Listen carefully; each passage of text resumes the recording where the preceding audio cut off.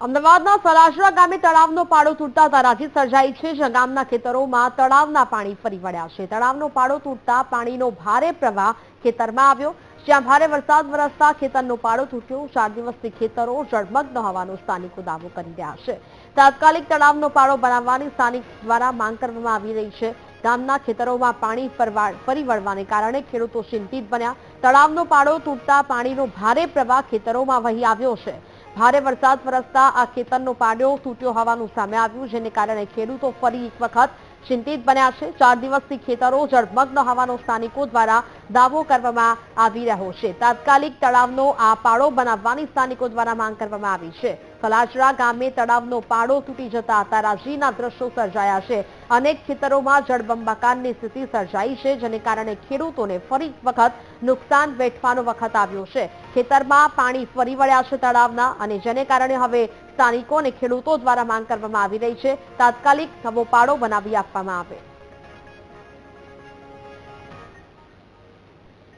સમગ્ર રાજ્યમાં છેલ્લા 4 દિવસથી મેઘરાજાએ એવી તોફાની બેટિંગ કરી કે સરકારની સિસ્ટમ હોય કે પેલાની સિસ્ટમ, તે સમગ્ર સિસ્ટમ તેની સામે લાચાર છે।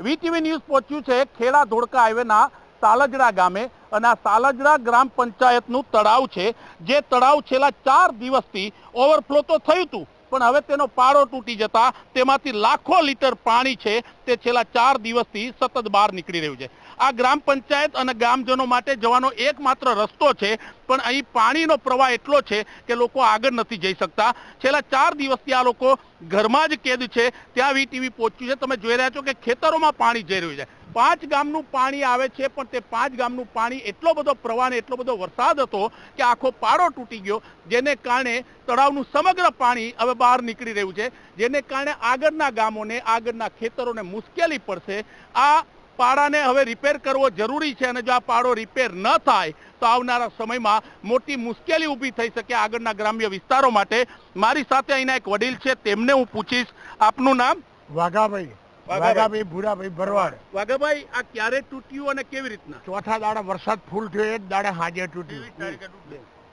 હા, રાતે તો મેં આવીને એક એક કોથળી સલિંગ મૂકી, આ પાર છલતી હતી એની ઉપર મૂકી, પણ તોય રહ્યું નહીં। અમારે જવાનો રસ્તો આ એક જ છે। આ રસ્તા સિવાય 500 વીઘા જમીનમાં આ રસ્તે જવાનું, એ રસ્તો બંધ થયો। ઢોર ઢાંખર પશુપાલન વાળાને જવાનો રસ્તો બંધ થયો, અને 500 વીઘા જમીન બધું બોરણમાં જયું, અને ધરું હતા એ સાહેબ આ 5 દાડા પાણી જાય એટલે હડી ગયા। આમાં એ ધરું રોપાય એવું રહ્યું નહીં। આપને પૂછીશ, જે રીતના અત્યારે પાણીનો પ્રવાહ છે તે હજી પણ ચાલુ રહેશે તો આગળ કેટલી મુશ્કેલી થશે? મારી સાથે બીજા એક મિત્ર છે, તેમને પૂછીશ। જે રીતના આ પાણીનો પ્રવાહ છે, પાણી તળાવ રિપેર નથી થઈ શકતું, અધિકારી તંત્ર કોઈ આવ્યું તું, જાણ કરી હતી કે એમનેમ જ છે? ના, એમનેમ જ છે, કોઈ આવ્યું નથી, બરોબર। અને આ જે ચાલુ રહેશે તો વધારે નુકસાન બી થશે આમાં। તો શું કરવું જોઈએ આપની દ્રષ્ટિએ? સરકાર તંત્રએ કંઈક પગલાં લેવા પડશે? પગલાં તો લેવા જ પડશે, કેમ કે આ બંધ નહીં થાય તો પાણી તો આવતું જ રહેશે। પાછળથી 5-6 ગામનું પાણી અહીંયા ભેગું થાય છે, અને કેનાલનું પાણી બી આવે છે આમાં।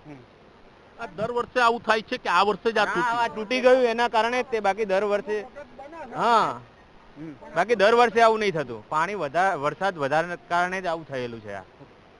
તો આપ જોઈ રહ્યા છો કે 5 ગામનું પાણી જે તળાવમાં આવે છે, તે તળાવનો પાડો તૂટી જતા મોટી મુશ્કેલી સાલજડા ગામમાં છે, તેની આગળના ગ્રામ્ય વિસ્તારોમાં છે। પાણીનો પ્રવાહ પણ એટલો છે, અને ગામના વડીલો કહે છે કે હજી તો અડધું તળાવ ખાલી નથી થયું, મતલબ કે અંદર કેટલું પાણી છે તે કેવું મુશ્કેલ છે। જો આ બાજુ તંત્ર કે અધિકારી નજર નહીં કરે તો આવનારા દિવસોમાં આગળના ગ્રામ્ય વિસ્તારોને, ખેતરોના ખેડૂતોને મોટી મુશ્કેલી થશે। આ લોકોનો આવવા જવાનો રસ્તો બંધ થઈ ગયો છે। તે કહે છે કે ઢોર ઢાકર હોય કે ગામના લોકોને બહાર જવું હોય તો આ એકમાત્ર રસ્તો છે, તે હવે જવાય એમ નથી, કારણ કે વચ્ચે નદી જેટલો પ્રવાહ વહી રહ્યો છે।